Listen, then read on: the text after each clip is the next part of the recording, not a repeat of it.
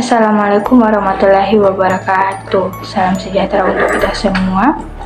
Kepada Bapak, Ibu dosen yang saya hormati, Bapak Dr. Mustafa MSI dan Ibu Wisarti Aryastuti Saleh SPD MPD selaku dosen pengampu mata kuliah Bina Bicara Anak Berkebutuhan Khusus.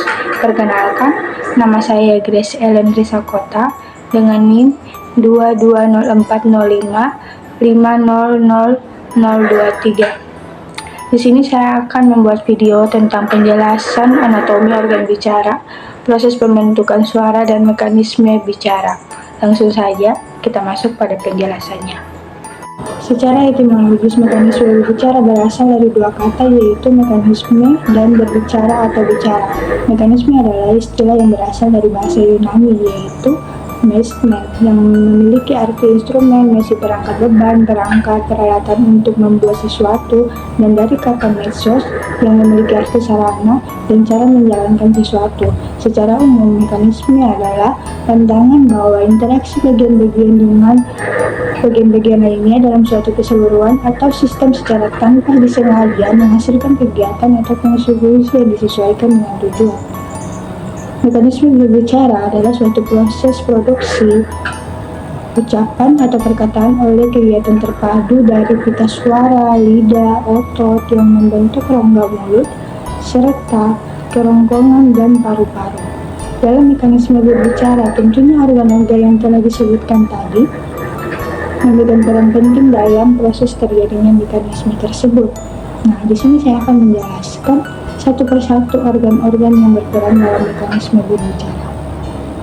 Yang pertama, paru-paru. Paru-paru berfungsi sebagai proses masuknya udara ke dalam tubuh atau bernapas. Paru-paru bekerja dengan menghirup oksigen dan mengeluarkan karbon dioksida. Terbentuknya bunyi bahasa berasal dari paru-paru. Yang kedua, pangkal tenggorokan atau laring.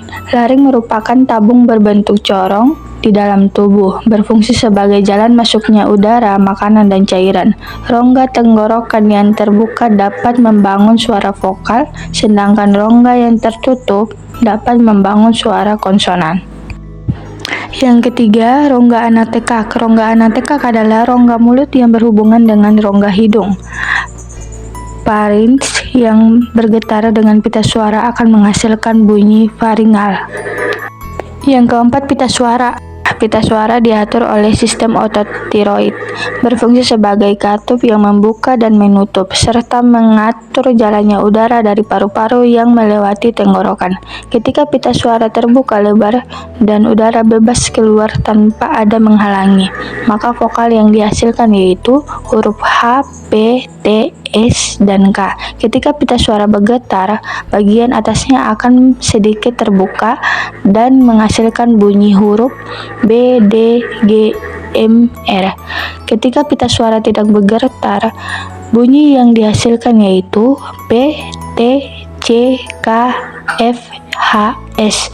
Ketika pita suara menutup sehingga bunyi yang melalui tenggorokan juga berhenti sejenak.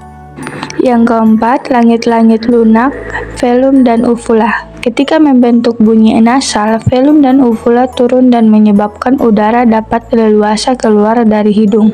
Ketika membentuk bunyi non-nasal, velum dan uvula naik menutup rongga hidung.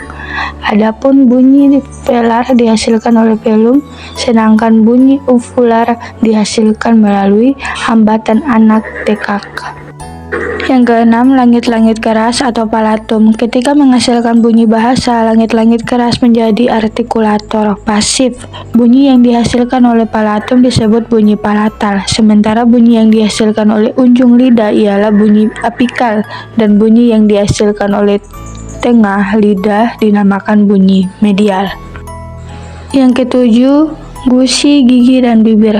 Gusi berfungsi sebagai titik artikulasi dalam membentuk bunyi bahasa. Bunyi yang dihasilkan oleh gusi disebut alveolar. Ketika gusi dan daun lidah bersama membentuk bunyi bahasa, akan menghasilkan bunyi laminal. Yang berikutnya, gigi. Gigi yang paling penting dalam membuat suara adalah gigi atas. Bunyi bahasa yang dihasilkan oleh gigi atas dan bawah disebut bunyi dental. Bunyi bahasa yang dihasilkan oleh gigi atas dan bibir bawah disebut bunyi labiodental, sementara bunyi yang terbentuk oleh gigi atas dan ujung lidah bernama bunyi apikodental. Bibir yang berfungsi sebagai artikulator pasif dan bibir bawah fungsi sebagai artikulator aktif. Bibir menghasilkan bunyi bilabial, dan contoh dari bunyi bilabial ini adalah apabila kita ketika misalnya mengucapkan huruf B, M, F, dan V.